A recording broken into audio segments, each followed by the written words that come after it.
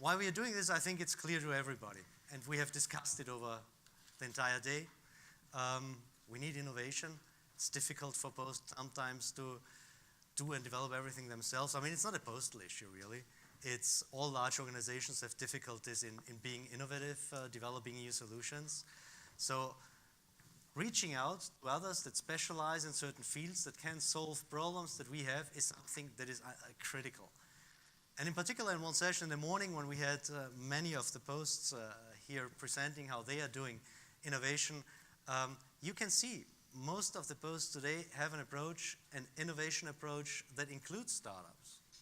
It's not just one tiny element. For some of the Posts, it's really a huge thing to integrate the startups in their business, develop solutions together, roll them out, and many, many new solutions, many new innovations come simply from there. And that's why it's so important. And that's why John and myself, we decided last year, this is something where we simply must do a little bit more. We must bring the Posts, the logistics companies, together with those startups, identify new startups, find out what's going on in the terms of innovation, new developments in this wider sector, and then link them up with the Posts. So I think this is something that everybody agrees on, which is important. And let me also say a few things here about the format, because again, this is the same thing as we did it in Geneva. The format is very strict, actually. We have 5 minutes pitching and 5 minutes Q&A for each startup. Might seem short, but if you cannot really deliver the main message or convince judges within 5 minutes what your main product is and what you're doing and how it can be of value for the postal and logistics sector, then you can't do it in 1 hour either. So we said 5 minutes, that's really good. In 5 minutes, you can really present what makes you unique, what can you contribute to the postal and logistics sector, what makes you so valuable. And then 5 minutes are extended because there are the 5 minutes of Q&A. I briefed the startups about this rule, and it's very strict.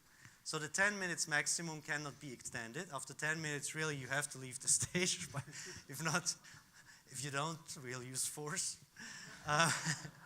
I need help in that case, please.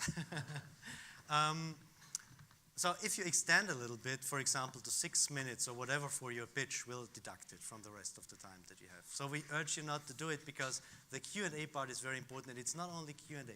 And that's how we briefed our judges. It's not only that they can ask questions.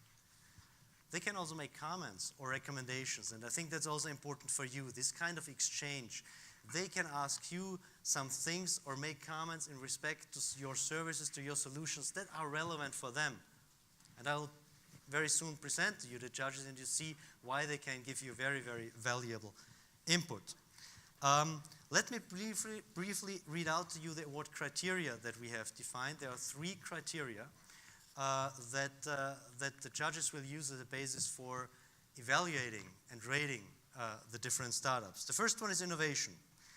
The innovation is a new and innovative idea offering an exciting new product or solution. It has identified new, so far unmet customer needs and is able to address those needs. That's one. The second one is value. The innovation has a unique value proposition and differentiates itself from other products or solutions. It has a good cost-benefit ratio and provides a robust business model and market entry strategy. It has a significant value proposition. And the third one is impact. It has the capability to change the market or part of the market, or can even create a new market.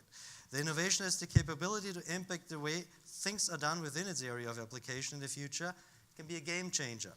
It will have an impact on the industry, the environment, and society.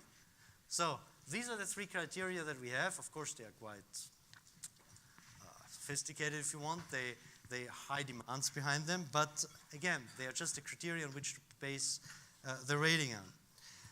Let me now introduce to you quickly the judges that we have. We have 6 judges here, and you'll see those are all experts in the postal sector. They know what innovation means. They know what cooperation with startup means. And they can, as I said before, ask really the right questions or make those comments that are valuable for you to define also your solutions. We have Olaf Klagart. You have already heard from him. He was in a morning session from Geopost La Poste.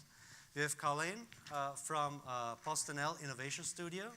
We have Farzin. He is from Plug and Play in California. We have Gary Reblin of USPS, responsible for innovation. We have Elmar Theume, and we have Thierry, who was also on the panel this morning from Swiss Post. So we have really a mix of people from the Post directly, so they know if they go back to their respective divisions within their companies and say, listen, there was a startup with this and that solution, they know what those divisions will ask them, where you bring us those startups, those ideas, but did you consider that, or how did they think about these and that criteria? So they know what they're talking about. I just want to underline it to show you that those judges that will rate, they rate with a perspective of innovation, but they rate also with this perspective of how can it benefit my organization if potentially we will work together with them. And this is, I think, important. We will call the startups up one after the other, and as I said, they will have 10 minutes. The order will be Zigzag Global, Slimbox, Upsell Direct, Postec, Odin, Udelf. The next one is on your list that you probably have seen, Far Eye. They couldn't make it, unfortunately. Then Motogo and Package AI. So this is the order, and I would say we get started right away with Zigzag Global. L. You're already here.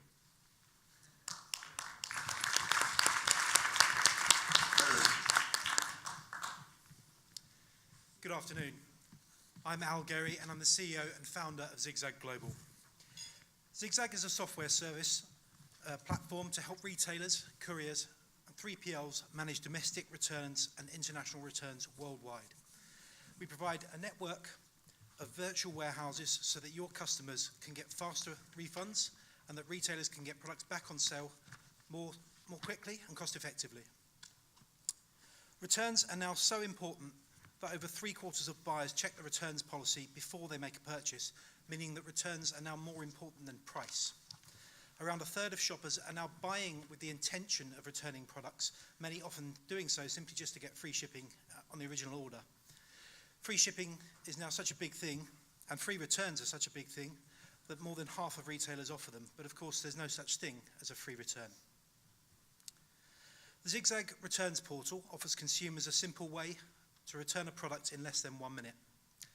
Retailers can control the cost of returns with dynamic rules to offer free returns and take payment if required based on the value or reason for return.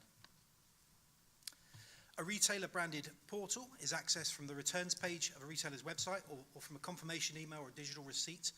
And we offer customers a simple way to return a product with over 35 languages available. The customer sees a copy of their order and selects a reason for return or exchange, and we simplify and localize the returns process.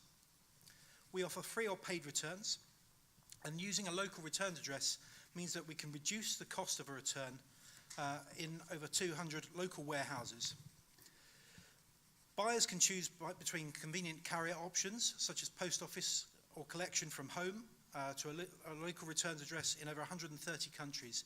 And we currently support over 300,000 drop-off points on our network and collection from millions of home addresses. We use predictive analytics to understand where the product will sell next, which determines the route of the parcel, which might be back to a warehouse or possibly even to a store that needs the stock without touching the warehouse in between. Labels are generated and paperless options are also supported with full tracking, and consumers can choose to receive text messages with tracking updates, which has created a 40% drop in customer service inquiries.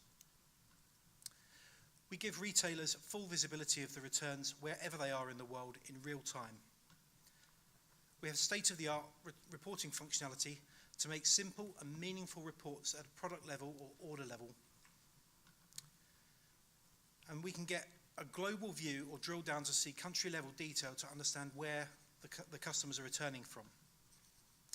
Instant reports can show you where the spikes in traffic are coming from. So you can see this retailer had a massive returns day on the 27th of December and again on the 4th of January. We provide intelligent data to help retailers understand why products are being returned and spot trends before they become an issue. This particular example, the second bar, you can't see that, but it's actually because parcels were damaged on arrival. So that retailer was able to change their packaging and swap out the courier. When the products arrive back in a Zigzag warehouse, Zigzag can scan, grade and refurbish products to get them back in the supply chain more quickly. The original consumer can then be automatically refunded in just 24 hours, and goods can then be refulfilled to a new order for the same product, meaning we can sell via one of 26 marketplaces globally. So the product doesn't have to go back from the UK back to Australia and then back to the UK again. It can stay in Australia and be resold in that local market. We can also help the retailer to gather data to reclaim duty and taxes if they're consolidating, and partner with people like Hurricane to do the duty reclaim, for instance. Our largest retail clients include Arcadia, so that's Topman, Topshop, and so on, Selfridges, and we white label our software to leading global couriers, including DHL, who resell the platform to their clients. We've cut the cost of Topshop returns by 57%, and customers are now being refunded 5 times faster. Integration can take as little as 1 hour. I've got 20 years experience in retail and logistics, and I've founded this company because I really understand the pain that a retailer feels, and I understand the logistics industry and what's required to keep the consumer happy. Zigzag won the start of the year at Shop Talk, and we've got great traction from major brands and retailers, and last month we were named in the Retail Tech Top 50 and won the Best E-Commerce Enabler award at Millennial 2020 in London. We deliver innovation, value, and impact to the logistics market, and we are truly disrupting the global supply chain. We are Zigzag Global, and we'd like to wish you many happy returns.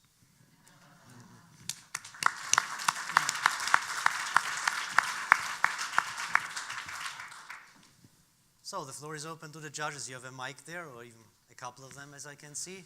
Who wants to start? Yeah, good afternoon.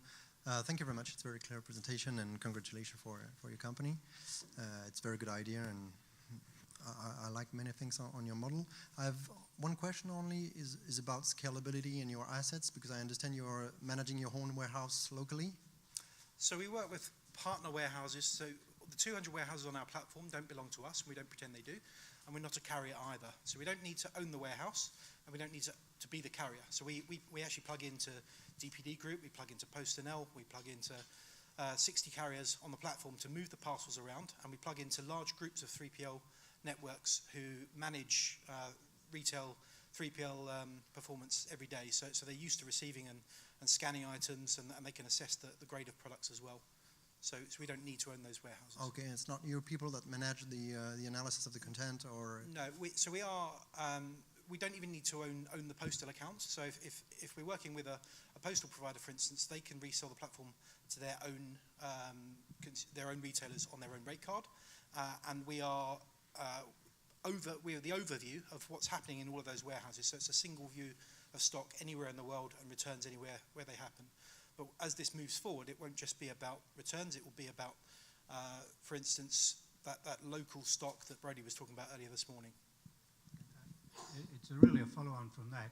You're relying on partner warehouses. In some of those, you will be a very, very minor partner in that warehouse. So it's really the competence with which they deal with the product that your system is putting into them. What has been your experience with the competence of your partner warehouses to do what you expect them to do?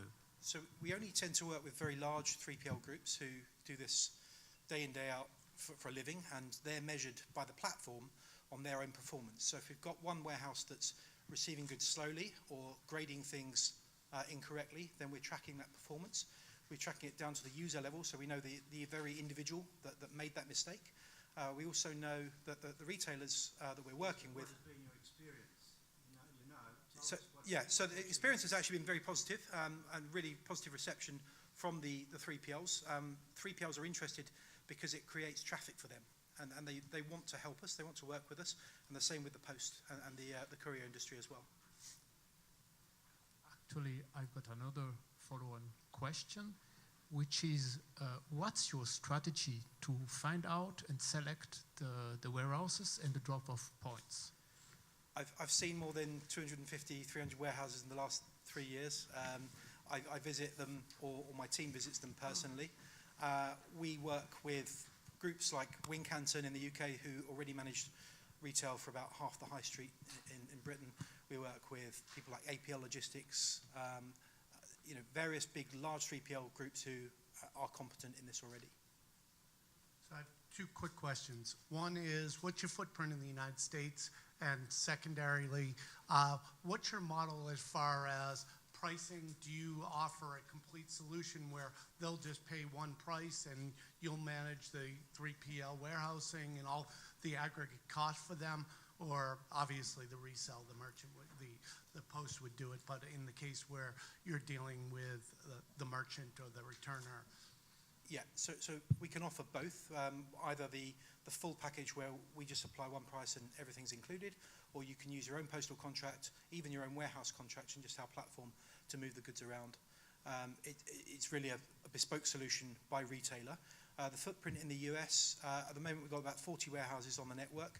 We're not using all 40 because there isn't enough traffic for that, but we've got a very large warehouse on the East Coast, another one on the West Coast.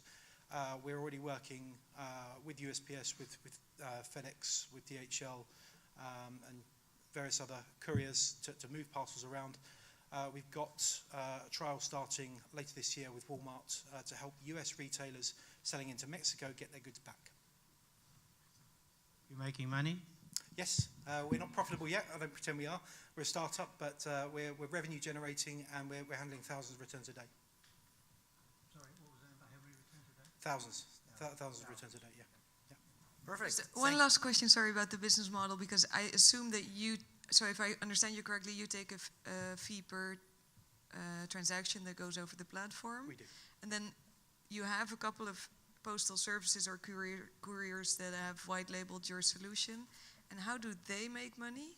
So they resell it to their clients because some of them maybe want to be the carrier in the local market where they're strong. So DHL may want to be the carrier in Germany, but it may not want to be the carrier in Australia, for instance. So we would provide a solution for them in Australia to still offer their clients so that they've got the end-to-end solution. Right. Okay, Further thanks. questions during the reception? Thank you very much, El. Thank you. Perfect.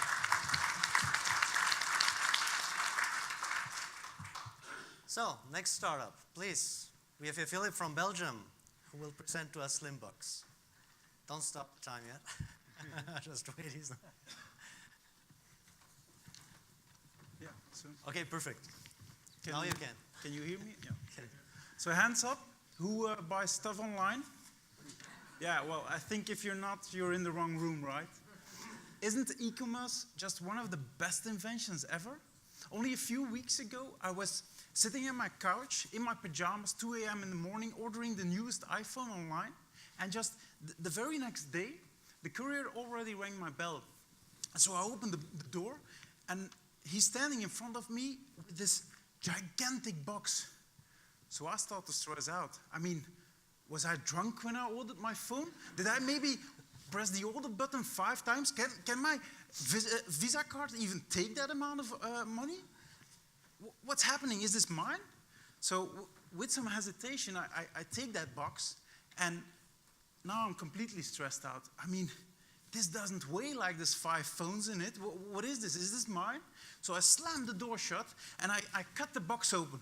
Actually, maybe you should know, I order so many things online that I actually have a knife at my door. Officially, it's to open the boxes once in a while. It's just for my protection. But anyway, so I look inside the box and I see cushions, all plastic cushions. So I pull out this string of cushions, the length of my body, and there it finally is, that beautiful box with my phone in, all bumped and scratched because, well, they didn't put enough of these cushions inside. But the phone's all right. I've been cherishing it. I love it. It's going very well. Well, up until recently when my cat came along. It went wham on the hard floor. I mean the phone, not the cat, obviously. So I pick it up and the screen's broken. And this thing had become a part of myself.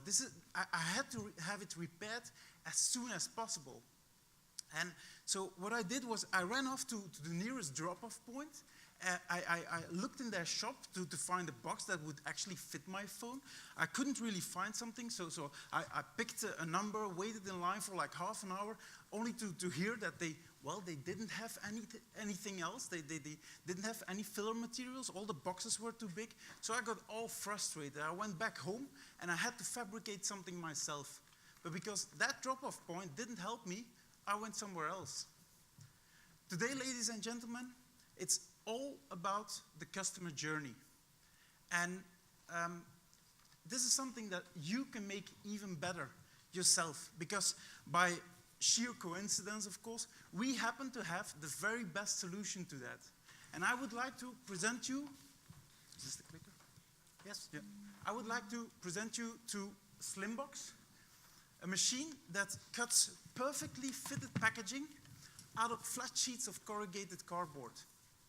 Slimbox gives you the ability to, at any given moment, have any kind of box with any kind of dimension at hand, with less hassle, more affordable, and even more beautiful than any other solution out there. Thanks to Slimbox, your customer can come into a drop-off point and make their own box and supports if they want. But it's also a solution that can be implemented in very, very large organizations that have a complete supply chain where everything is automated, or at a distribution center where at every workstation you can put a machine like that so that the box is finished by the time that the picking is done. Here's maybe something interesting. Did you know that of all the parcels that are sent around the world, 40% of it, actually, on average at least, 40% of it actually is air and filler material? Why would I, as a customer, want to pay for that? I mean, that's completely ridiculous.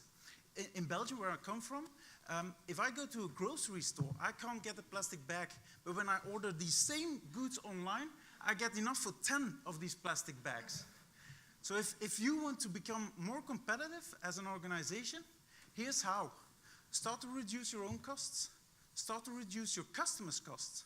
Make them more happy and become even more green. All at the same time, and all thanks to Slimbox. Thank you very much.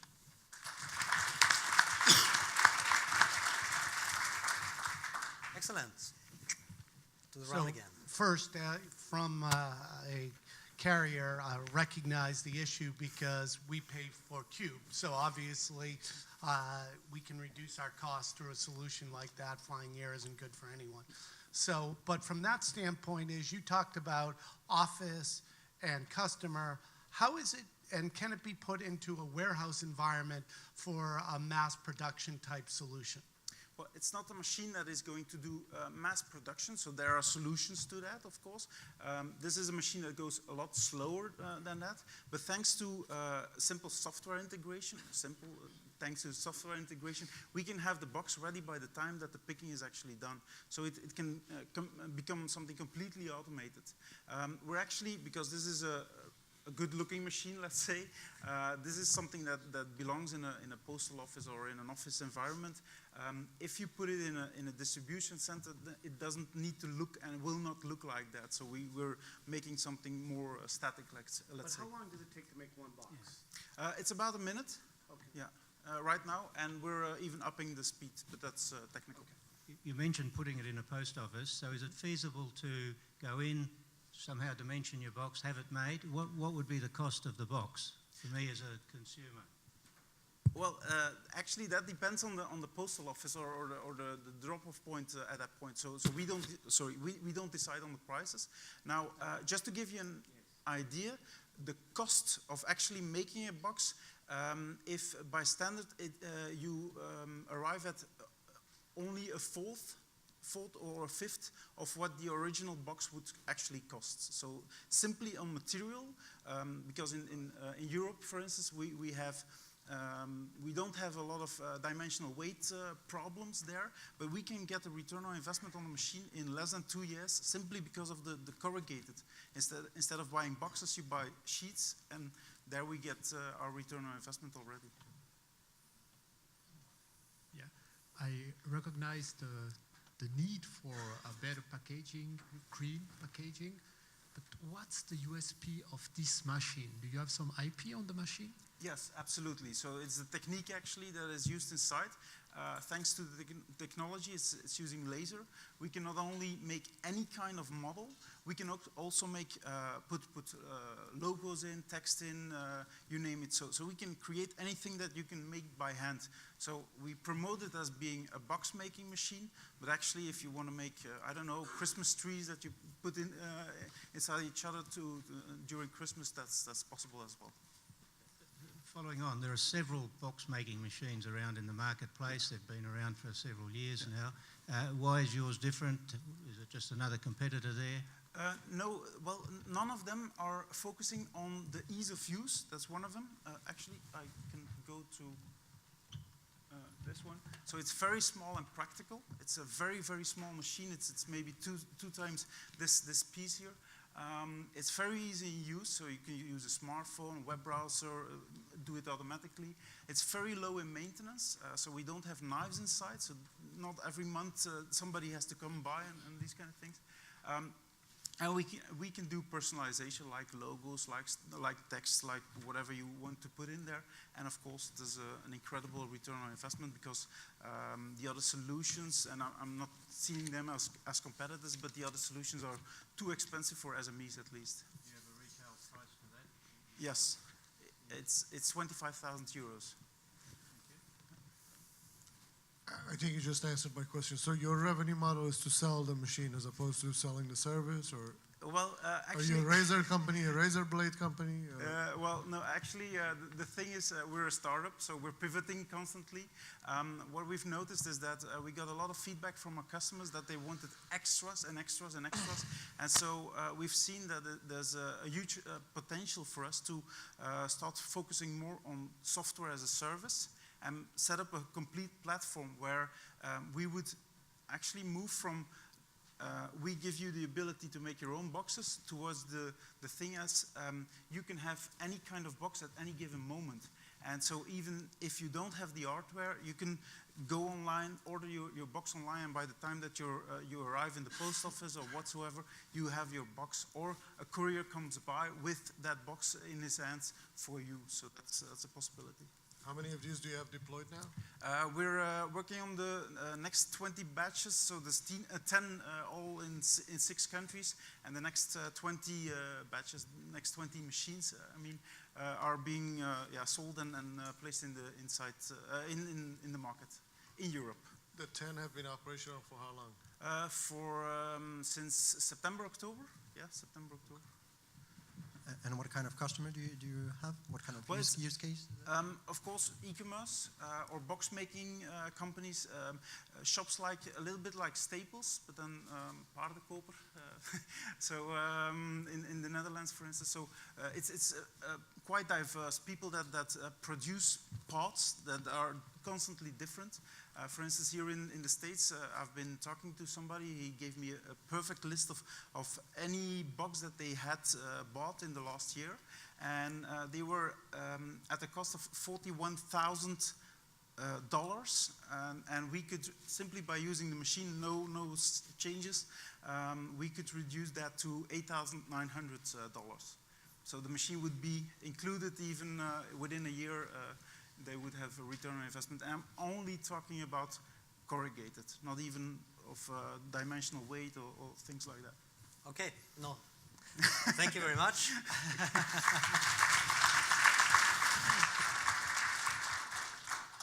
All the other questions during the reception.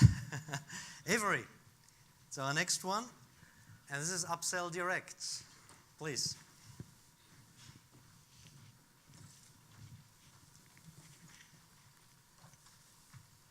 Thank you, Bernard, for your kind introduction. I'm honored to be here with my fellow finalists. I'm Avery Levy, CEO of Upsell Direct. Just a quick bit about my background. I have over 40 years of marketing, financial, operational, and business technology experience, and was the Chief Strategic Officer for National Envelope Corporation. I have a BS in Systems Engineering from BU and an MBA from Columbia Business School, and I'm the holder of a significant international and US intellectual property portfolio. I'm also the president of DigiPrint IP, an LLC that licenses patented technologies and disruptive business methods in the area of NFC certified mail, NFC delivery tracking, and direct mail advertising.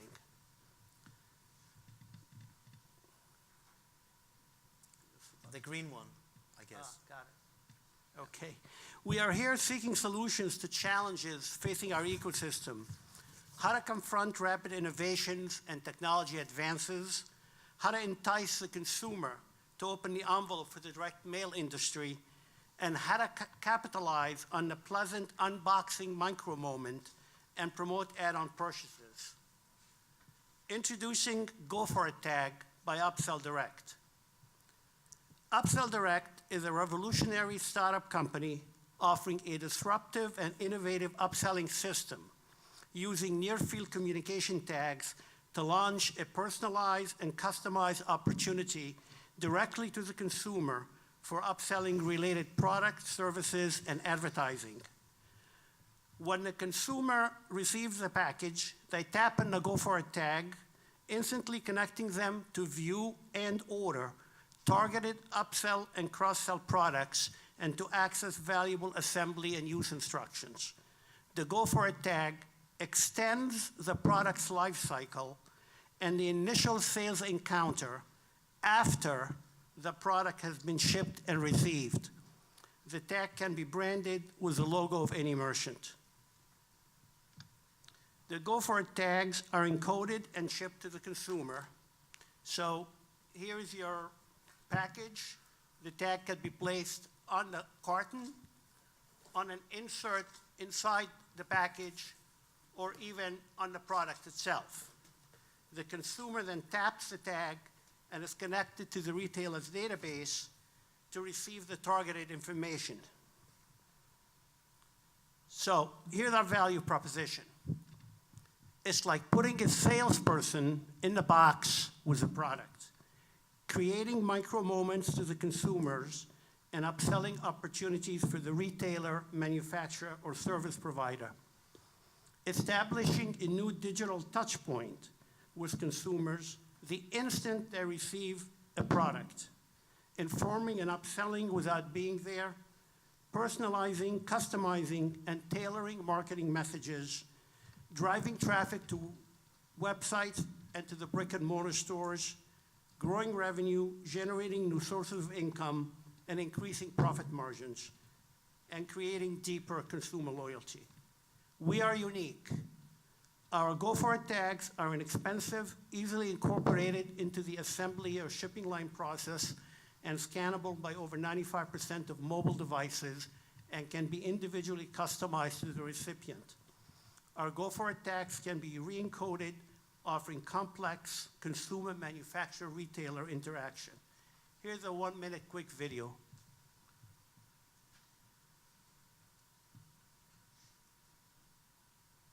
The world of retail sales is changing.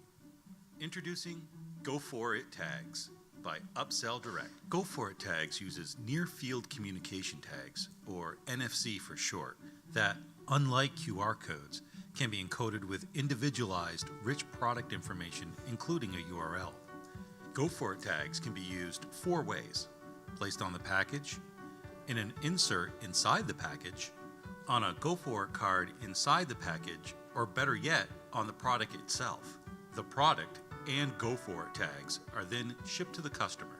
When the customer gets their package, they are directed to scan the NFC tag with their smartphone. The tag data, encoded by the retailer with a unique code, then transmits back to the retailer's website, which then processes that code. Using the retailer's database, the customer is then offered potential customized and personalized upsell items that relate to their original purchase. The customer can get additional information about the product or any number of digital prompts that the retailer may wish to send, such as coupons or sales information. Protected by their intellectual properties, Go For It tags can significantly increase sales for the retailers that use them. So, to summarize, okay.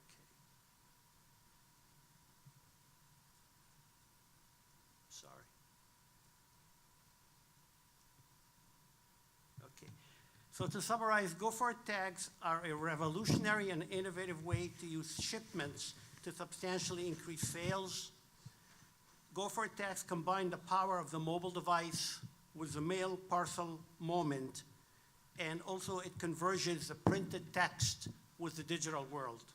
Now you can compete in our technologically sophisticated consumer marketplace.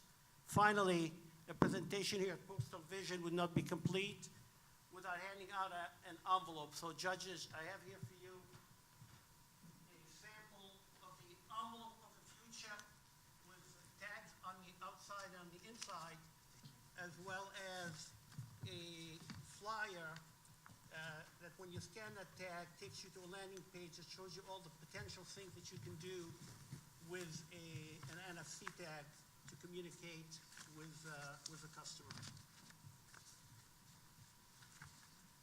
So in each envelope you will find $500.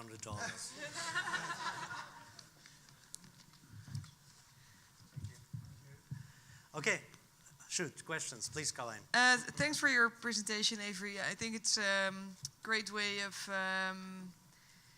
we're always looking for ways to make receiving a parcel even more of a special and happy moment, because it's kind of, one of our few ways to make people very happy. However, and if I look at Dutch people, we are a little hesitant if it comes down to marketing. We don't really like to be the product of a marketing campaign that much. So I was wondering if the NFC technology could be a solution for example, the returns process. Well, So the beauty of the fact that you're using an NFC tag, the NFC tag can be bundled to have various applications on it, whether it's return or whether it's security or whether it's upselling. But the focus of our intellectual property is based on upselling. But like I said, because it's a tag, there's a lot that you can do with the technology. So you said that the tag will increase sales. Yes. Do you have some figures or conversion metrics on that? Sure. Based upon our marketing research, we show that over 53% of respondents favor the use of a Go For It tag, and that over 75% of those will scan the tag. This is equivalent to an overall 40% scan rate. We feel we can double the QR code 6% conversion rate and achieve a 10 to 15% conversion rate, and maybe even higher.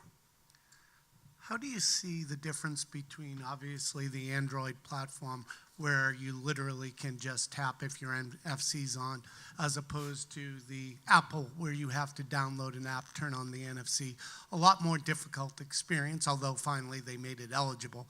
What are you seeing or expecting in difference in response rate between the two platforms, and do you see it as being potentially equally as effective on the iOS platform as you do on the Android platform? I mean, that's a very fair point. You do have to download an app if you have an iPhone 7 or up. But we're thinking about trying to come up with a solution that bypasses that. I don't have an answer yet, but we are working on that. And obviously, with any other type of phone, as you just well stated, you just turn the NFC on, and very quickly you're there. Thank you. I know you're referring to it as upsell, but it occurred to me it's an ideal platform for sending back feedback, either about the whole process, the product, or whatever. So I wonder whether that's on the cards. And secondly, you talked about personalization. I have bought this, whoever I am. How much effort is required on the retailer to now land me on a page that really is relevant to me, as opposed to just another generic page? Well, it's sort of up to the retailer what they want to do with the tag. Your first point that you raised, the tag can be used to cover services or to cover advertisement.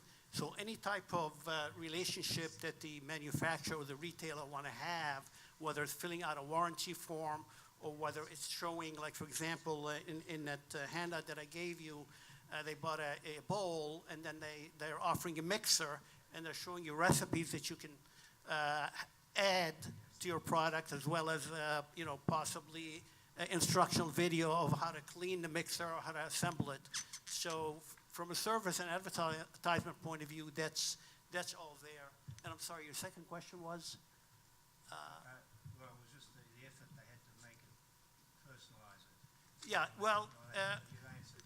right. It depends on what you want to do with the landing page. You know, the wide array is varied. And one of the advantages also here is now when you're shopping online on a computer, a lot of times they ask you to chat. Well, here, because you're on your phone, they can also, if they want to, ask you to video chat, which is something that's non-existent. Okay, thank you very much. Time is over. Thank you very much. Don't forget your parcel. Okay, next ones.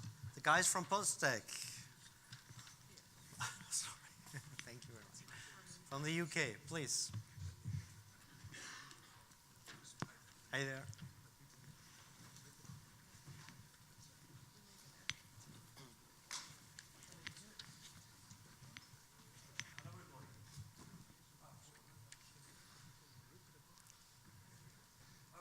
My name is Keith. I'm the founder of Posttech, and this is the CEO from the UK, as you can hear. I want to introduce you to Posttech by telling you a story of how we created Posttech, or why we created Posttech. 4 years ago, I moved my family, my dogs, and my furniture back from Australia to the UK, to this beautiful, beautiful home in the English countryside. And everyone was really looking forward to getting there. The family made it, the dogs made it, I made it. The furniture didn't. The furniture is still in the high seas somewhere, in a container floating 2 feet below the surface. So we became, in a very, very short space of time, Amazon's biggest customer. We were having 12 to 15 parcels a day delivered to our home. And it was a big problem to us, because where we lived, you've seen that beautiful house, the postcode, and in the UK we have a very, very sophisticated postcode system, as you know. The postcode takes you here, which is nowhere near where we live. So Google Maps, TomTom and Garmin will take you there. Where we actually live is the other side of the lake, which is 1 kilometre away. You cannot see the house from where the postcode is telling you we're meant to be. So that presented a very, very big problem, because we're sitting in this idyllic, beautiful house, and we were just being held hostage. So day in, day out, hour in, hour out, we were being held hostage. We felt like we were being held to ransom by the parcels that weren't arriving. And we realized that there was a very, very big problem, that everyone was being held to ransom by the last mile, because the postcode system, as good as it was, still wasn't getting people to my front door. Now, I held a dinner party once the furniture was arrived and the house was equipped, and I told this story to my friends. And oh boy, it was as if I'd put a grenade on the table and pulled the pin out. They were all fighting about who had the best story about lack of delivery. And I realized that this was a very, very big problem, that everyone was being held to ransom. And it wasn't only the parcels that were late. It was also the pizzas that were arriving cold, or the Uber driver that couldn't get to you, couldn't find you, was still driving up and down the street. Or the sat-navs that couldn't even find the streets because it was a new build housing estate. And then worst of all, the e-commerce people were being held to ransom by bad ratings. And I hold my hand up that I gave some very bad ratings because I was very fed up at being held to ransom in my own home. So we decided to do something about it. That's Michael. All right, so how big is the problem? In 2016 in the UK, £10 billion was spent in e-commerce. That's about $14 to $15 billion, of which 771 million was lost due to bad or incorrect delivery data. So the green button? Yeah. Yes. In the US, the problem's a lot bigger. Okay, there are over 1 billion redelivery attempts at a cost of $15 per delivery attempt. So that's $15 billion that is being impacted on the US economy. But this is the number that really strikes me. 62% of the US population, their address isn't at their front door. So, e-commerce is in the fast lane, but the last mile is still slowing everything down. In fact, it's holding everybody to ransom. But not anymore. So what is PostTag and how does it work? PostTag is a global solution to the last mile conundrum. How do you get to the right address first time? So in the UK, we have a database that covers every property, whether it be residential or commercial, which we update from 7 separate data sources on a daily basis, sometimes hourly. We use our own methodology, we use our own AI algorithms to ensure that we always have the most up-to-date and correct data source possible. So when somebody goes onto an e-commerce site to order something up, whether it be a pair of pants being different in the US to the UK, or a pizza, when they actually input their data, their address data, we actually intercept that. We intercept that, and then what we do is we compare it against our database. We verify that address and check it, and once we're happy that we've actually got the right address, what we do is we encode the Latin long into 3 digits, the post tag. We then deliver that post tag to the delivery agent, and that is what enables them to get their drivers to the right front door first time, every time. So there's 2 things I've been told never to do in presentations. Number 1, live demos, and you'll be really glad to hear that we're not going to be doing a live demo. The second thing is an auditorium, ask for a show of hands. So hey, let's live dangerously. So who has been held hostage in their own home waiting for a parcel to arrive? At this point, you're supposed to put your hands up. Hey. So you've all been held to ransom. They're lying, there must be more than that. You've been held to ransom in your own home waiting for these parcels to arrive. But not anymore. PostTag has solved this problem. At the moment, we freed the UK. Next is France. Not a particularly popular choice, I'll be quite honest, but there we go.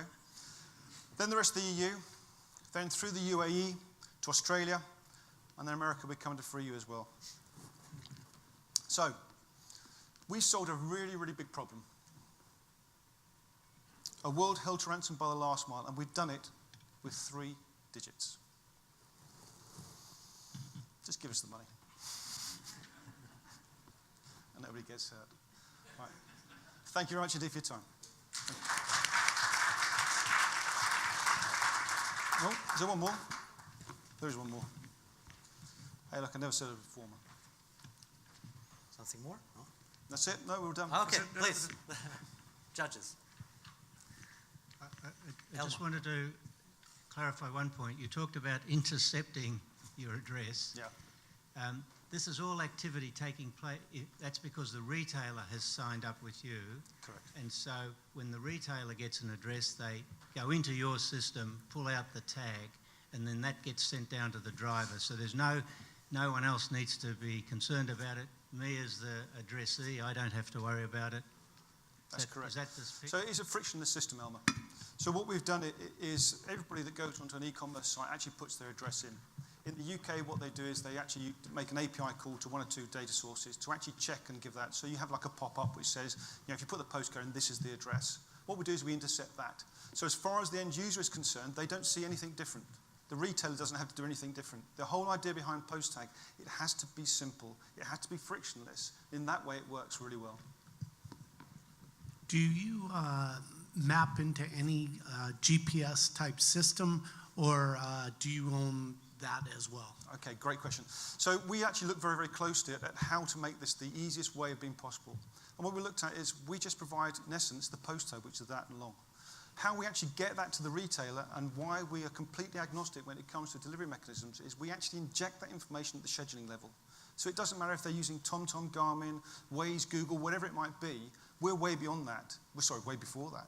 So what happens is the scheduling actually says this is where the location is, and that's where we interject it. So again, it's really simple to use. There's no friction. So how do you know exactly where the entrance is, where the door that you have to use for delivery is? Okay, so what we do is, part of it is machine learning and AI. So what we do is we actually identify the property through the Latin long in the UK. And then from that one is we actually can work out where the entrance is. It's, what's a polite way of putting it? It's a bit of a fudge. Okay, what we do is we get guys to really, really close to the front door. So when the van comes along and says, the satellite navigation system says, hey, stop, it's that one, it's actually that one. The problem in the UK that we find with deliveries is when the clocks go back and it gets dark, very few people in the UK actually like their house number or name. new housing estates are a disaster. It takes up to 2 years for them to appear on the satellite navigation systems. So what our system actually does is it gives the confidence to the driver that actually that is the address that he's got to stop at. So when the system tells him to stop, it's that one. They can just walk up the driveway from that point. Okay. So then, how do you compete with, let's say, what 3 words? I was waiting for that question. Okay, right. So what 3 words? Great technology, but it's pull. You actually have to leave the e-tailer site to go and create your what 3 words and then give it back to them. So if the retailer or the delivery agent isn't using it, they can't really use it. So there's friction there, it stops people. And there's a huge amount of money spent in the industry stopping people abandoning carts. So this is just another way that a cart would be abandoned. Post tag is different. We use a push technology. So what happens is by actually not getting the user doing anything different, what we're doing is we're just giving that information back to the retailer. They don't have to leave the site. They don't have to do anything else. So we push the information. My what 3 words are backyards, sheet, prance. I invited 20 people to an all-you-can-drink cocktail party at my place. All they had to do was download the app and get there. 13 people made it. The one that made it with the least phone calls was 7 phone calls. Repeat that again. Backyard, sheets. No. Backyards, sheet, prance. How do you spell prance? Yeah. So the thing is that for a what 3 words, great product, and you cannot knock the guys. I mean, they've done us a huge amount of favors by spending $13 million in advertising, which helps us. So we're very, very useful for that. But in terms of a commercial aspect, it's not really there, and you can see that from where they've had a lack of impact, a lack of traction. We just looked at it differently. It has to be frictionless. Perfect. Thank you very much. Thank you.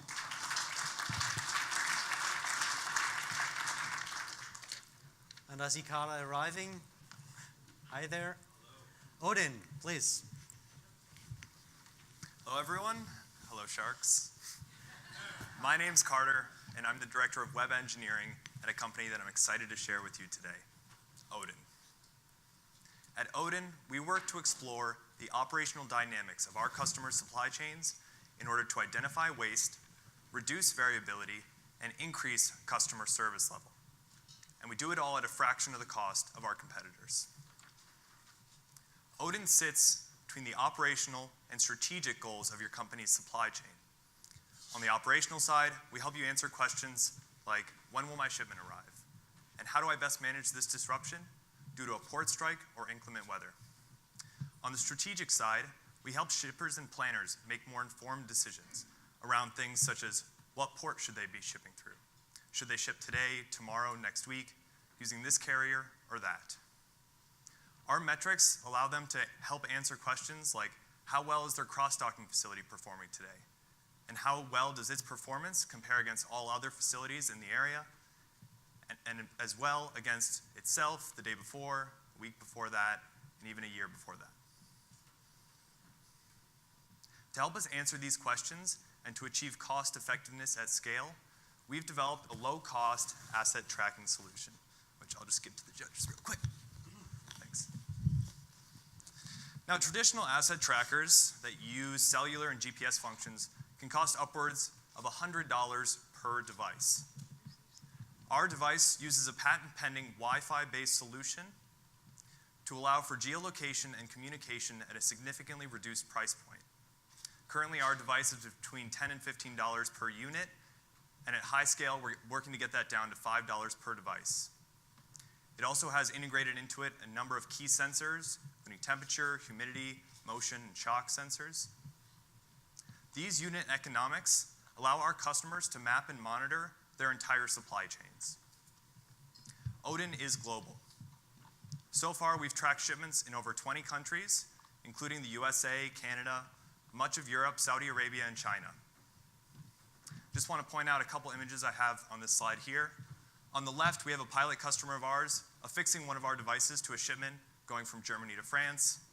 And on the right, you see heat maps that I put together showing data we've collected over just the past few months from our different pilot programs that we have. By combining the pallet level insights we get from this global network of devices with a network of third-party data sets, such as container vessel movement, traffic information, and weather patterns, our customers now have a single platform they go to make more informed shipping decisions.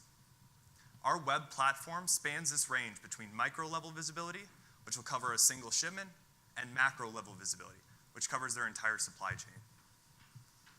So at its most granular, all the way here on the micro side, we have specific shipment visibility to allow our customers to see where their shipment has been, where it is currently, and where it's going. Through ERP integrations and bill of lading uploads, our customers are able to have their SKUs matched up with their shipments so they understand what goods and what value of goods are moving where and when.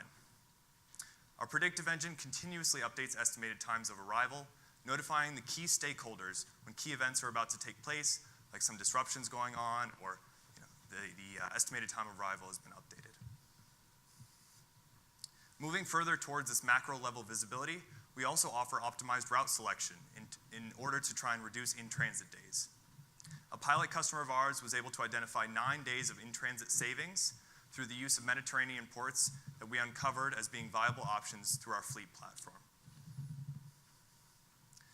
All the way on the macro side, we also offer full supply network analysis.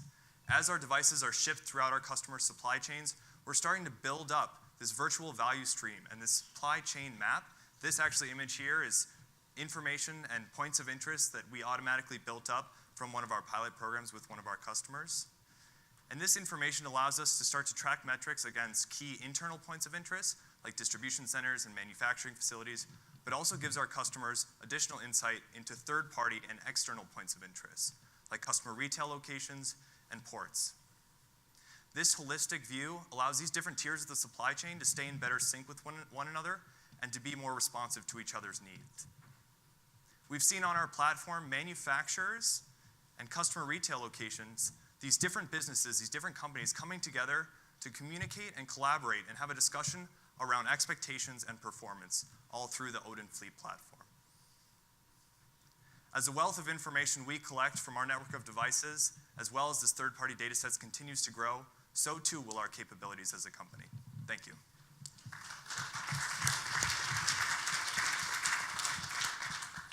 Thank you. Please, who starts? I have a quick question. I think just so that I'm sure that I understand the technology, I think if you talk about the single shipment or the micro tracking, you use a nesting, you use the GPS of the truck to assume that the shipment is in the truck so I know where it is? No, so that's actually kind of the interesting thing. So when it's on land, we're using our device like I passed around. But once it goes on a container vessel, at that point, we start to use AIS. So now we use this global positioning container vessel movement platform to understand where that vessel is moving in the water. So from the customer perspective, they go to our platform and they kind of have this consistent experience around tracking that shipment. Under the hood, we're just swapping out the technologies we're using because obviously once it's on that container, our Wi-Fi based solution is not going to work. So we use whatever we need in order to get that tracking for our customers. So that's along the same question I had in the technology. When you say Wi-Fi based, it's actually transmitting as well, not picking up and relying on other networks? That's correct. So we use it for geolocation and communication to offload the information that it's gathering. And obviously we can only offload on unencrypted networks, but from private encrypted networks, we're still picking up that location information. Once it hits, say, a distribution center or manufacturing facility, at that point when they have those unencrypted networks, it's offloading that data back to our servers so that we have kind of that full history that kind of gets filled in once we get that information. Okay, because I was kind of thinking for shipments to households and things like that, it would need to find an unencrypted network in order to transfer That's right. And so data. we've partnered with iPass to build up one of the world's largest networks of open access points in the world. So if you see Xfinity hotspots, any of those, we can offload our data on those. And we've seen, just from the pilot programs we've done, pretty high and pretty good visibility, especially within cities, about being able to actually offload and get consistent tracking. Got a question on your predictive analysis tool. Yeah. What kind of data do you use and where do they come from? Sure. So, as I mentioned, one is just our device. How well is that device moving within our customer supply chain? And then we have a pretty awesome data team that starts to build up these points of interest and track things like dwell time, things like lead time. How well are these points of interest performing? How long does it take goods to go from manufacturing all the way to that customer retail location? So again, that's for our specific device. but also, as I mentioned, container vessel movement. That's a third-party data source that we're using and starting to now integrate with weather information to start to detect those anomalies and take corrective action there, as well as, we've had interest from customers around traffic information, so they can start to dynamically reroute as they see and as we understand that, there's going to be a problem. Sorry to talk about competition again. Oh, it's fine. Yeah. But the cloud supply chain management market is quite competitive. Even big corporation now, like SAP, Oracle, offer a cloud-based solution for asset tracking, predictive maintenance, route optimization. How do you differentiate? Is that these IoT stuff specificity, so I think or? That's a part of it, and for us, we see ourselves as a data aggregator. I think everything we've heard so far is just proof that the information that companies are collecting is that power, is that knowledge. So we would be integrating with those additional data sources. And again, our goal is to be this de facto platform that customers will use because we have integrated all those other pieces of information into the platform. So that's where we are trying to position ourselves.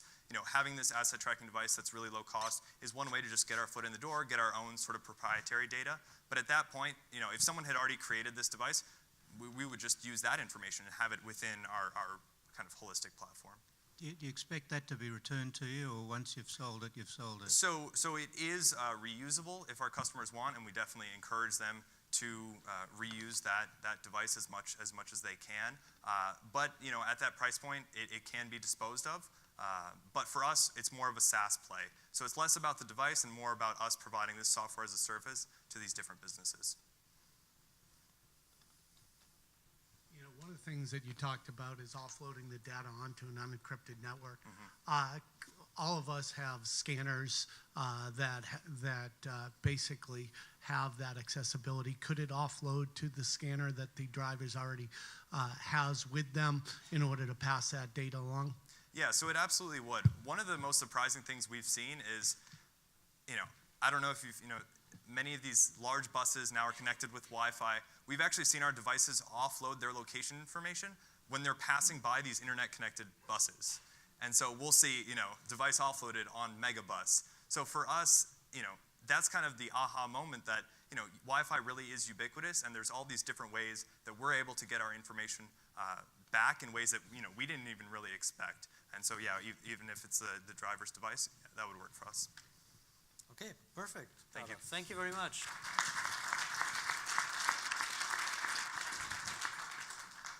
So the next one in line is Udelf. Adriel, please.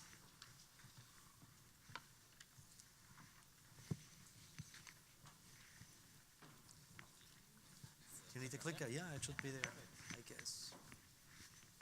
I've got no mic today, but I have a very bright orange vest, so I think you can all hear me better. We do have a mic. Amazing. All right. Let's do it. Hello, everybody. Good to see you. Should have worn a brighter color.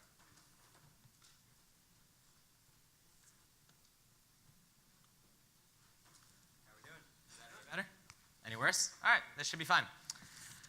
The postal industry is one of the most innovative in history because your innovation can be measured in minutes and seconds and in dollars and cents. So I want to talk about how the Udelv autonomous vehicle, a self-driving car built specifically for deliveries, can help cut the cost of last mile delivery in half and help prepare the postal industry for the coming growth and demand brought on by e-commerce. Looking back at some of your past innovations, in the US, the Pony Express was huge because it brought logistics and reliability to a business that was previously very fragmented and very local. Later on, Benz Franklin's ponies were replaced with cars, and innovations became all about volume and convenience. But this is really not enough to match the growth that's going to come because of e-commerce. As e-commerce threatens to triple in the next 10 years, imagine all of your business today doing 3 times the number of deliveries just 10 years from now. Your CFOs are probably pumped. The operations people in you might be questioning how that's going to happen. And so you can't do that with just more cars, and you can't do that for a number of reasons. Cars and trucks are already a huge climate pollution issue, and that's just simply unsustainable as they clog more roads. They're also a huge cause of fatalities. 40,000 deaths a year in the United States, 1.3 million across the world due to car-related deaths, many of those miles being driven by vehicles and delivery fleets that drive those miles. And that tragic number doesn't even account for actually all the maintenance and repair costs that comes from repairing a fleet of hundreds of thousands of vehicles that are constantly getting into accidents and bumps that can be avoided with autonomous driving. And lastly, e-commerce has brought a certain demand for convenience to the customer that just never really existed before, and that again, more trucks can't solve. This requires innovation that starts with software and is brought in across the entire platform. So where's this going to come from? Well, if we started with horses, and we made our way to carriages, and then clearly horseless carriages, well, the answer is going to be in driverless carriages. UW created the world's first public road autonomous vehicle, and it's been live since launching on January 30th. And it's going to be able to tackle many of these issues that past innovations has had, and also solve many new ones. Look at things like logistics. By constantly being able to track vehicles and create smaller delivery windows, you can improve that. By minimizing the number of accidents you have and hiring fewer drivers, you can reinvest in becoming a consistently more reliable experience to the customer, like all that's been talked about today. And volume and customer experience is something that's at the core of what we've done with our very, very first model, and something we're focused on continuing to develop as autonomous technology grows. Now, all this is, in theory, really awesome. Self-driving cars are here, they're going to save everyone's problems, and we'll all go home happy. But the question is, for operations folks like yourself, when is this actually going to come into effect? This is a photo from our launch on January 30th, 2 months ago. You can see the driver's got his hands off the wheel, the car's in full autonomy. And that's really cool. That's half of what we do. The other half is the actual delivery experience.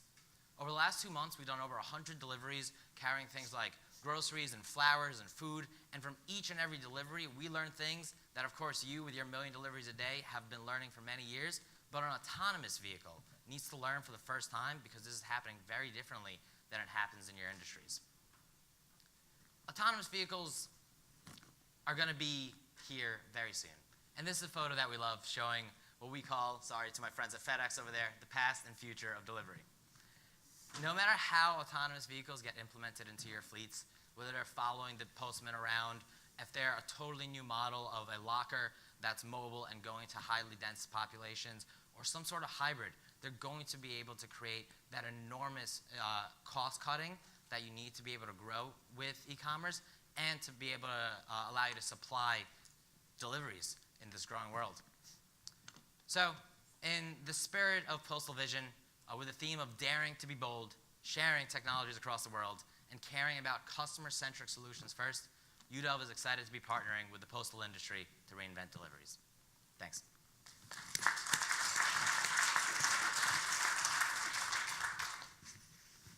Bernardo, help me answer questions. Of course. Go ahead. So, as far as I understand, at the moment you are running a kind of pilot, right, from January this year. So what is your midterm market entry strategy, also partnership strategy, for instance, with the postal organizations? Yeah, so I'll split that up in 2 ways.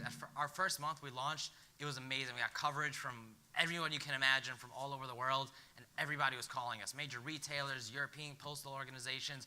We were on top of the world. We were going to take over.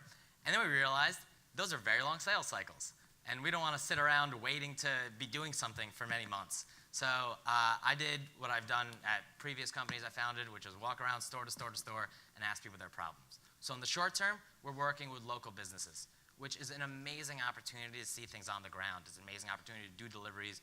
Every single one of them is paid, so we're supporting and paid at a price that we think we can get to in the future when autonomy is at scale. At later stage, in terms of partnerships, our goal in the short term is to do volume, to understand what the customer experience is going to be like in terms of doing deliveries, and so that could be 1 year long pilots like we're discussing with some major retailers, or purchasing a small fleet of cars to be experimenting in multiple geographies. Because at the moment it's a lot about learning, experimenting, but at one moment you will need scalability. Yeah? Absolutely, and there's 2 ways to do that.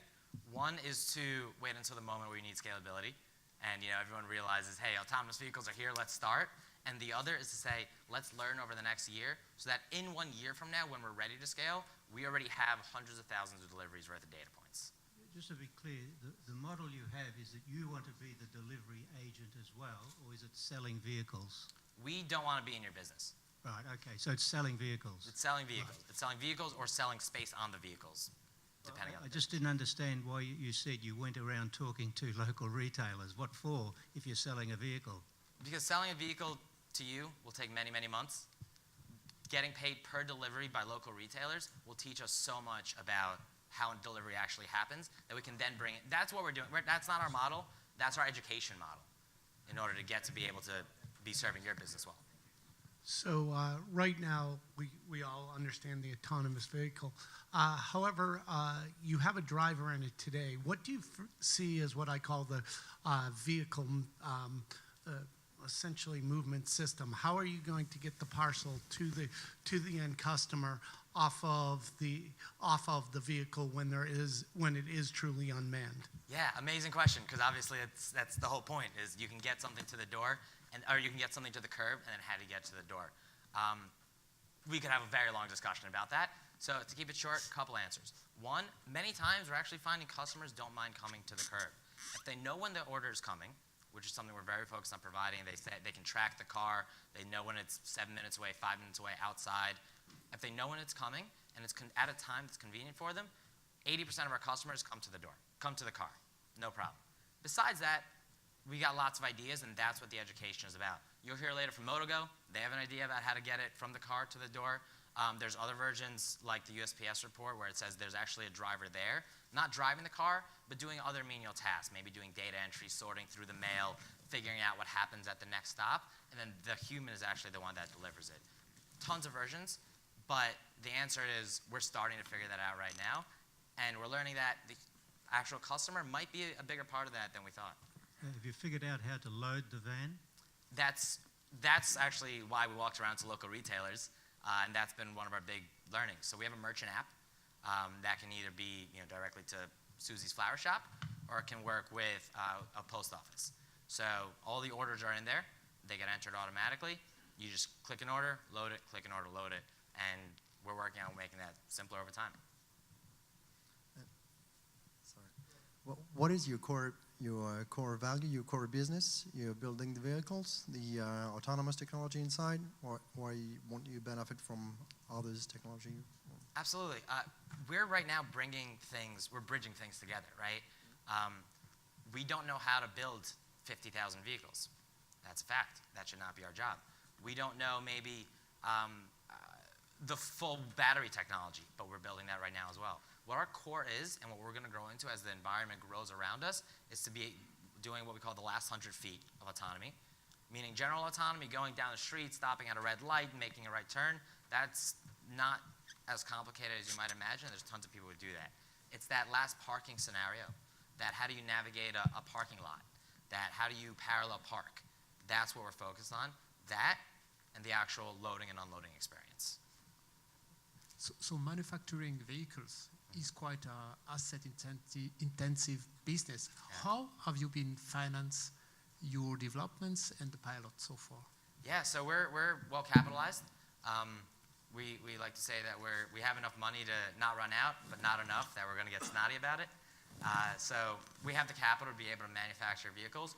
In vehicle manufacturing, which there's probably folks from DHL here, you guys probably know well, when you do 1, 10, 20, very expensive. The minute you start going to the hundreds and thousands, your cost drops so dramatically that it makes the case much easier. So right now we manufacture one at a time, and it's pricey. But once you start hitting just 100 vehicles a year, which our goal is to do that next year, right now we want to do 25 this year, it gets considerably cheaper and drop that cost a lot. Perfect. Thank you very much. Thank you.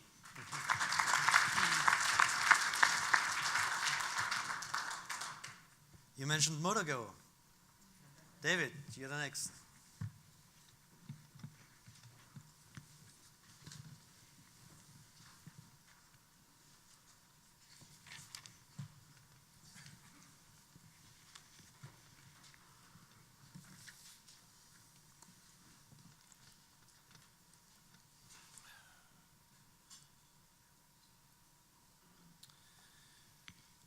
In this new world of online shopping and last mile delivery, do you know anyone who's been stressed out with questions like, where is the package?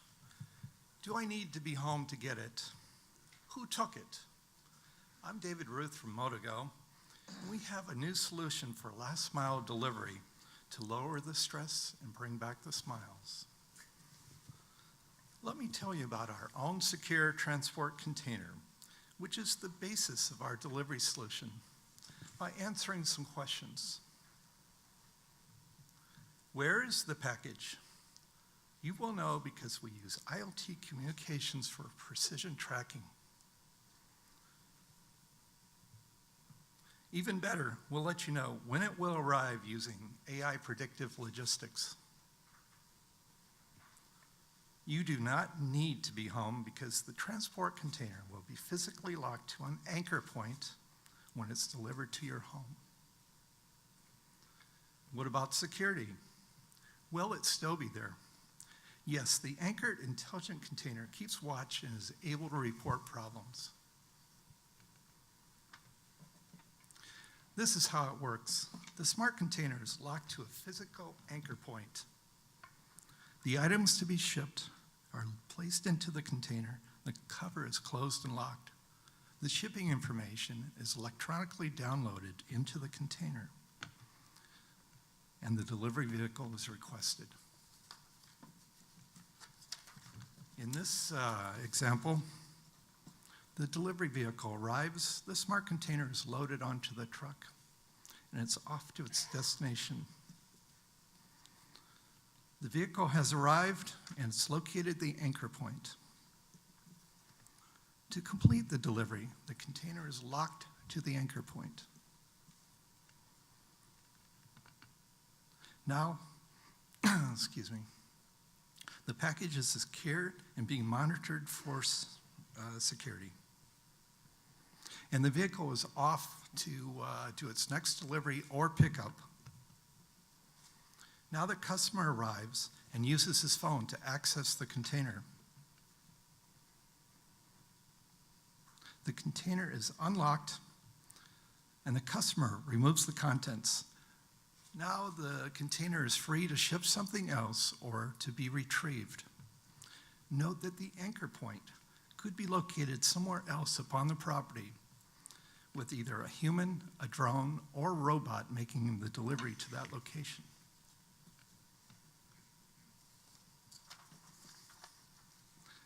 Why use a standardized anchor point interface? With each delivery component using the interface, the container is physically secured during each segment of its journey. To achieve our vision, we partner with providers of technology such as robotics and self-driving vehicles. These will be combined with our own hardware and software to create the package delivery system. This allows us to shorten our design time and utilize world-class technologies. Our CTO, Leonard Lowe, and I have been leaders in the creation and delivery of many leading-edge technologies during the last 30 years, with a combined product revenue of greater than $50 billion. We know how to create products which can be used throughout the world. Our components can be added to the delivery systems of today to offer significant benefits such as tracking and security. But we really kick in to enable the future of delivery by creating the pieces necessary for a fully automated delivery system. And yes, we're also environmentally green. By using the Motogo system, the customer will feel confident in knowing where the package is, when it will arrive, and especially that it is secured. Thank you for allowing me to share our vision. I look forward to your questions.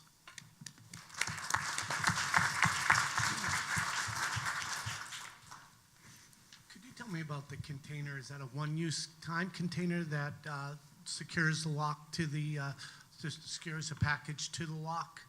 Or is that No, something that's... it's a reusable.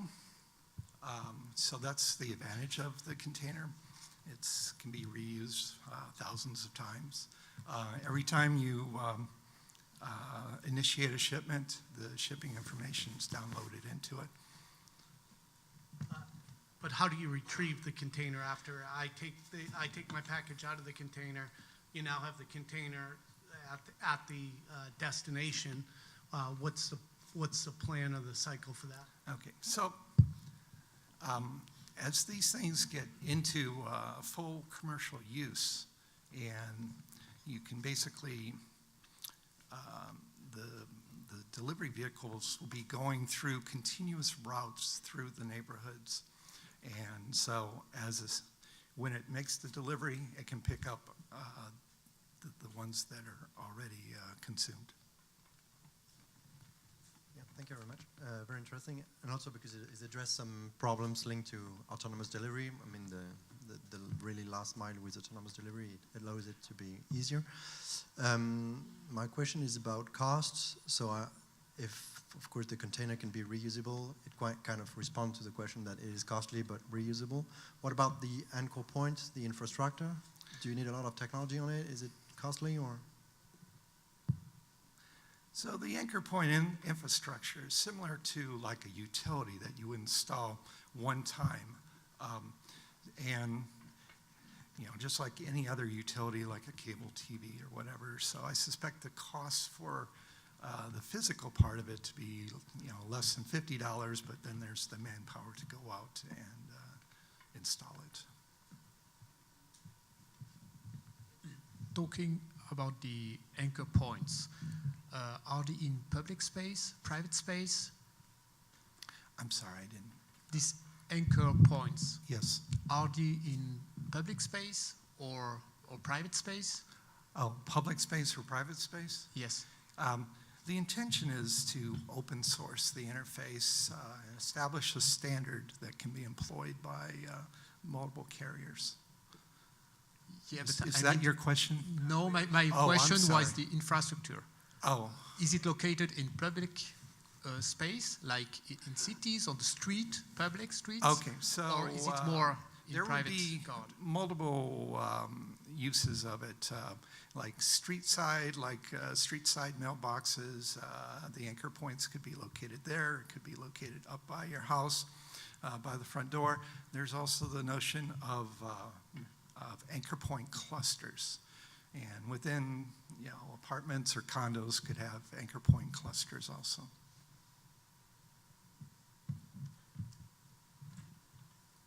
How far have you gotten? Are you just at the point of having an idea, or have you prototyped something, or? We're a very early stage company. I wanted to get this idea and vision out to the public. We've spent most of our time in high-level architecture and design and submitting a number of intellectual property coverage. We have our first patent. So we are early stage, less than 10 people, and we're progressing to do our first proof of concept trial. And the proof of concept would be just the box and the anchor point, not the delivery vehicle. That's not what you're working on, right? Well, we're actually working with an autonomous vehicle, a provider of an autonomous vehicle to demonstrate the capability of automated delivery. And then that patent that you have, is that a design patent or is that a utility patent? It's a utility patent.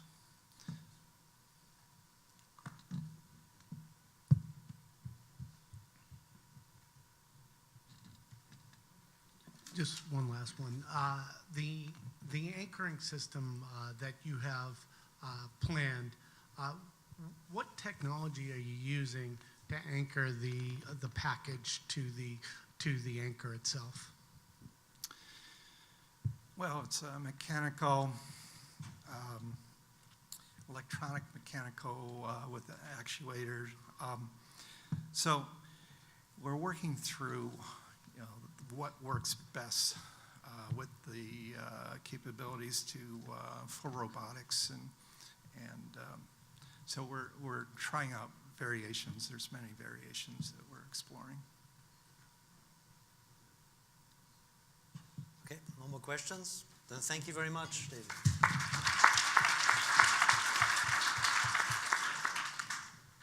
So the last company that's going to pitch That's Package AI. And Ralph, here he's coming.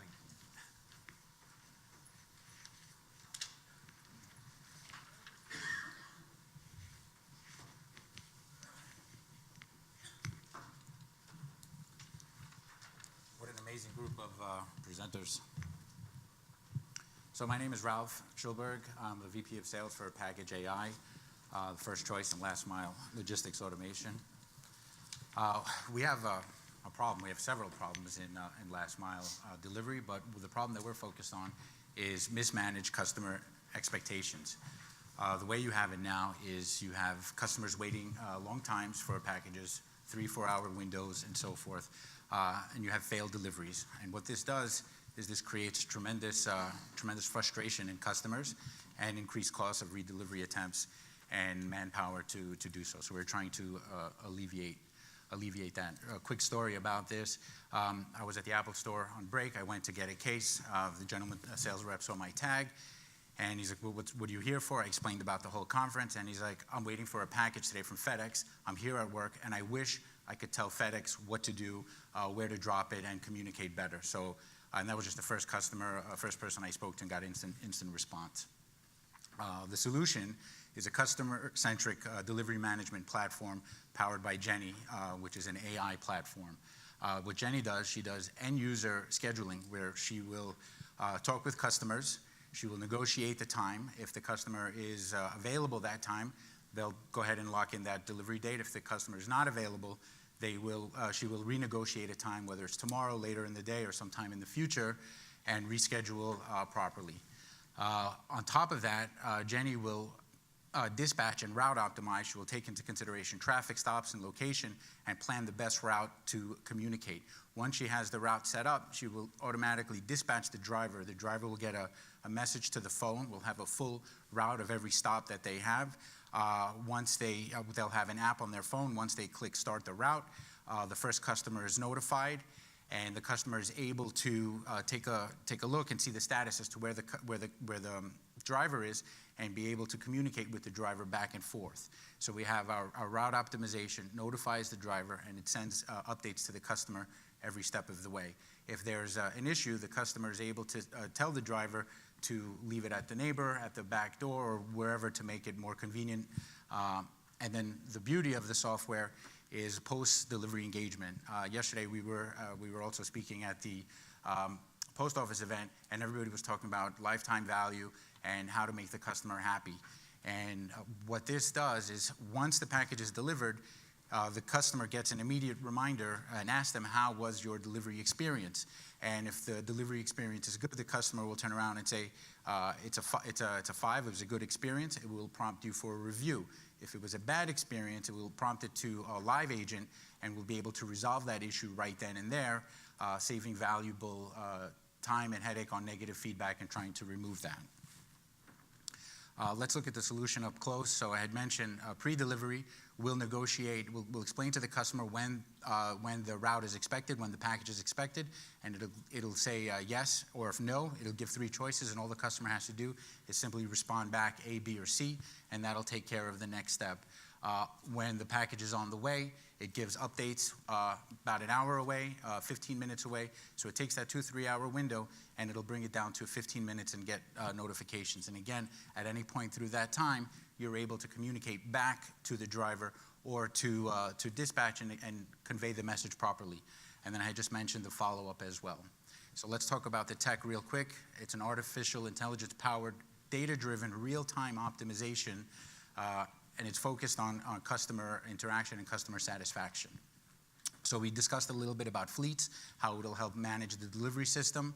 We explained how it interacts with the drivers and how the driver will be able to plan out the day and capture signatures.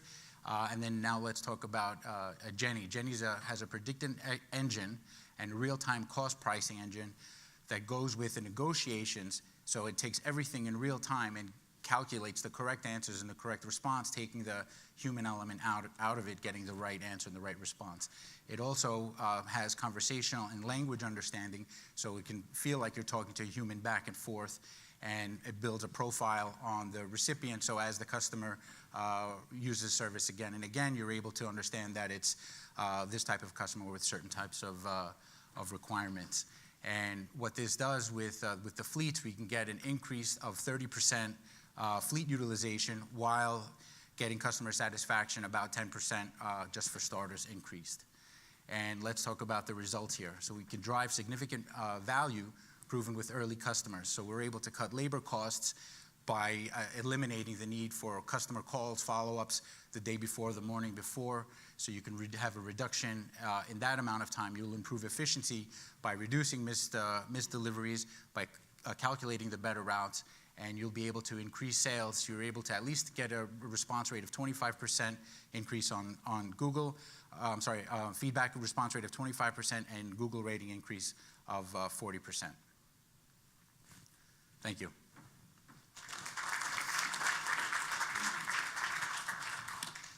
Can you just let me know where this is today? Have you deployed it? Sure. What We went stages? live toward the end of last year, so we have about 6 customers live right now in Israel and Australia, in Canada, and in New Zealand. And the verticals that we're operating now are furniture delivery, some food delivery companies, and some couriers.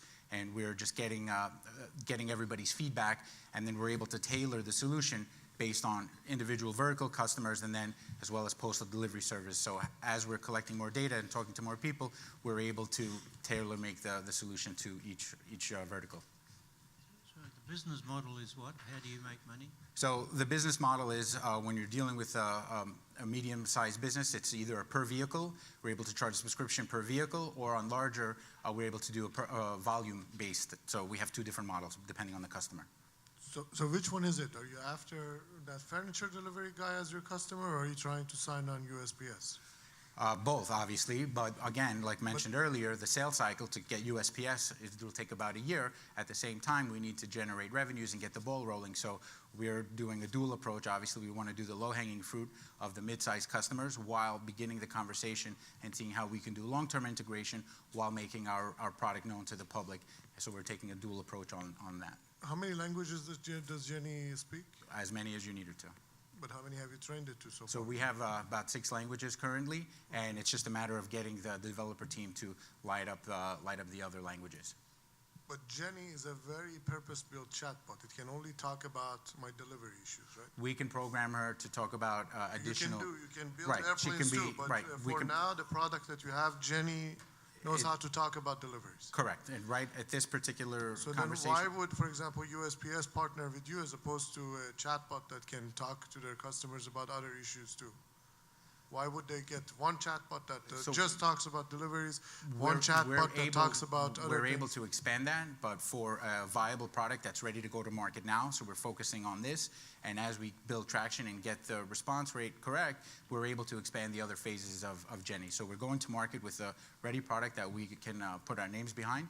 And then as that grows, we're able to expand the services. But we don't want to, you wait too long, you develop all the services, and it'll take you 3 years to get to market, or we can do one thing really well, get to market now, and then develop that as we go. So yes, I agree with you, but it's a process.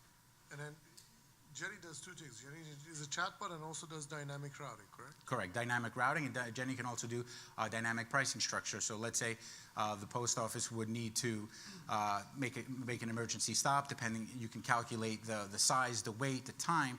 So you'll also take that data, if you have any add-ons, and it'll be able to recalculate and get pricing and pick up and drop off. So you're able to take that dynamic engine, do pricing and routing and prioritize as well.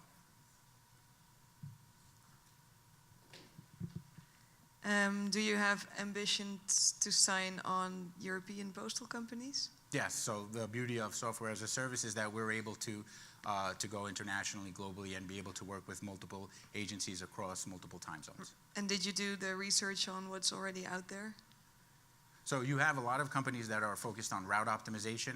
Everybody wants to be able to make sure the route is correct and make sure that the drivers are on time. And so that route optimization is not something we're claiming to invent, but we were taking that route optimization and putting that customer in control by putting the chatbot in there and taking that chatbot and merging it into a complete software together. Right, okay, because from a interface standpoint or a customer experience, user experience standpoint, I struggle to find what you offer that we don't already have, because this is what we do. So, as mentioned, we're coming to market with the early stage level of service, and then as we integrate with larger companies, we'll be able to expand on additional services while we're coming to market. And not every company out there is, a PostNL or the USPS. There's 1,000 million of other companies that require this service that don't have the resources to put back there. So if we're able to get 90% of the customer base, but 10% we're not able to target, I wish we'd be able to do business together, but if that's not the case, then we're able to target other companies as well. You experimented so far an increase in customer satisfaction of 10%. How did you monitor this? I'm sorry? You experimented so far an increase in customer satisfaction of 10%. This is what you show Got it. How do we monitor that? So how did you monitor? So we use our case study. There's an Australian customer, furniture delivery customer that we used, and we monitored their activity very closely to see where they were before, once we implemented the trial, what kind of response rate we had shortly after. So we were able to work that with a particular customer based out of Australia. So that's based on a customer information, not out of thin air. Good. Thank you very much, Ralph. Thank you very much.